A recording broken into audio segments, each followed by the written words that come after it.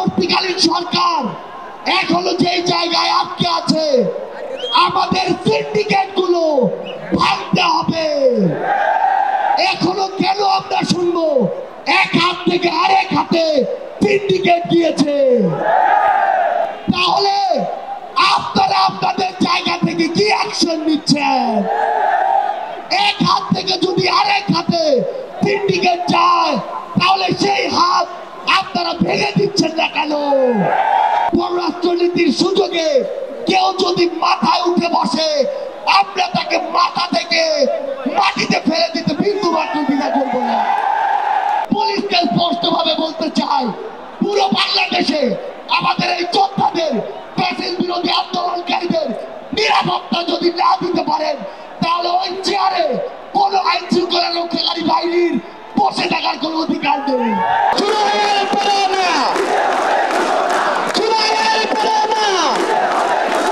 High court দেখিয়ে 18 সালের পরিপত্র বাতিল হয়।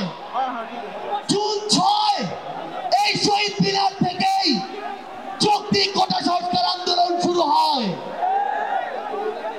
আগস্ট 3 এই শহীদ মিনার থেকেই শত শত ভাইয়ের রক্তের উপরে, লাশের উপরে দাঁড়িয়ে এক দফা ঘোষণা হয়।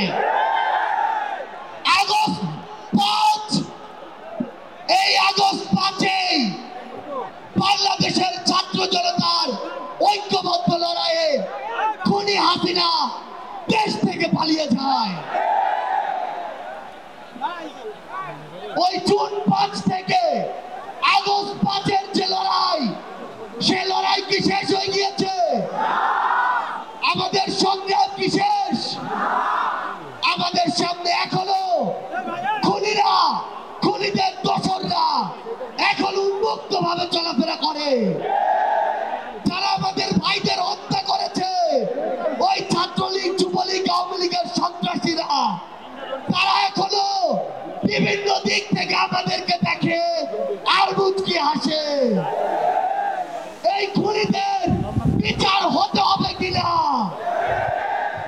আমার যারা আহত যোদ্ধা রয়েছে, শহীদ পরিবার রয়েছে, তাদের এই খুনের বিচার হতে হবে কিনা? আমরা অবিলম্বে অন্তর্বর্তীকালীন সরকারকে একটি আহ্বান জানাতে চাই।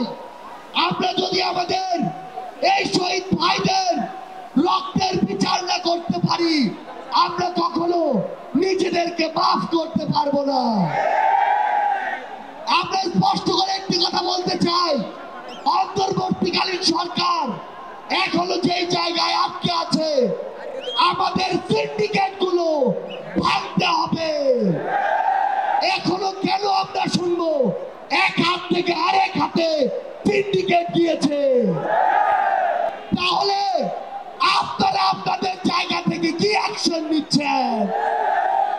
এক হাত থেকে যদি আরেক হাতে সিন্ডিকেট যায়, তাহলে সেই হাত আপনারা ভেঙে দিচ্ছেন না কেন? আমরা অন্তর্বর্তীকালীন সরকারকে আরেকটি স্পষ্ট আহ্বান জানাতে চাই, সেটি হচ্ছে আমাদের এই বাংলাদেশ সকল দেশের সাথে বন্ধুত্বপূর্ণ পররাষ্ট্র নীতিতে যাবে, কিন্তু সেই বন্ধুত্বপূর্ণ পররাষ্ট্রনীতির সুযোগে কেউ যদি মাথায় উঠে বসে, আমরা তাকে মাথা থেকে মাটিতে ফেলে দিতে বিন্দু মাত্র দ্বিধা করব না। আমরা স্পষ্ট করে একটি কথা বলতে চাই, যে খুনিরা এই দেশের বাইরে, এই দেশের মানুষের ঘামের হাজার হাজার কোটি টাকা পাচার করেছে, সেই টাকা ফিরিয়ে আনতে হবে। আমরা স্পষ্ট করে বলতে চাই, ওই গোপালগঞ্জে যে খুনির দোসররা এখনো ঘাপটি মেরে আছে, তাদেরকে আইনের আওতায় বিচার করতে হবে। গোপালগঞ্জে এখনো কিভাবে আমাদের এই অভ্যুত্থানের যোদ্ধাদের উপরে হামলা হয়, আমরা প্রশাসনকে, পুলিশকে স্পষ্ট ভাবে বলতে চাই, পুরো বাংলাদেশে আমাদের এই যোদ্ধাদের, ফ্যাসিস্ট বিরোধী আন্দোলনকারীদের নিরাপত্তা যদি না দিতে পারেন, তাহলে ওই চেয়ারে কোন আইন শৃঙ্খলা রক্ষাকারী বাহিনীর বসে থাকার কোন অধিকার নেই। আমরা স্পষ্ট করে শুধু একটি কথাই বলতে চাই, আমরা এই অন্তর্বর্তীকালীন সরকারের কাছে আমরা এই গণহত্যার বিচার চাই। আমরা সিন্ডিকেট থেকে আমাদের মানুষের মুক্তি চাই। আমরা পাচারকৃত অর্থ ফেরত চাই। আমরা দ্রব্যমূল্য নিয়ন্ত্রণ করে মানুষের স্বস্তি চাই। আমরা আহত যোদ্ধাদের সুচিকিৎসা চাই।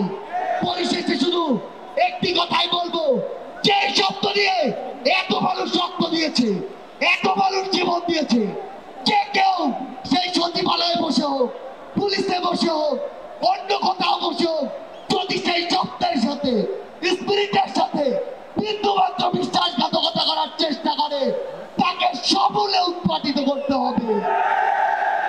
আমাদের আবারও দেখা হবে সংগ্রামের লড়াইয়ে অথবা রাজপথের বিজয়ে। ইনকিলাব।